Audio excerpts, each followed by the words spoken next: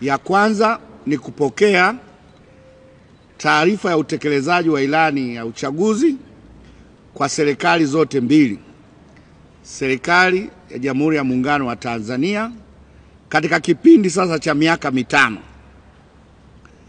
na taarifa nyingine ni ya serikali ya Zanzibar. Kwa hiyo tutapokea taarifa za miaka mitano za utekelezaji wa ilani za serikali zote mbili. Ajenda ya pili itakuwa ni uzinduzi wa ilani ya uchaguzi ya Chama cha Mapinduzi. Tunaelekea katika uchaguzi mkuu utakaofanyika Oktoba. Sasa vyama vya siasa vinajinadi kupitia ilani na wagombea. Kwa hiyo Chama cha Mapinduzi kitazindua rasmi ilani ya uchaguzi ya mwaka 2025 kuelekea 2030.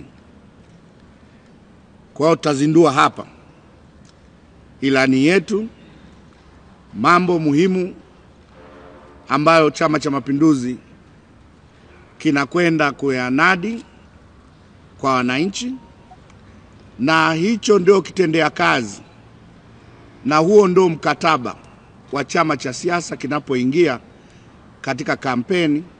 Kinawaahidi wananchi, ili kikichaguliwa basi ilani hiyo ndio mkataba na wananchi katika kutekeleza ilani hiyo. Ajenda ya tatu itakuwa ni marekebisho madogo tu ya katiba ya Chama cha Mapinduzi.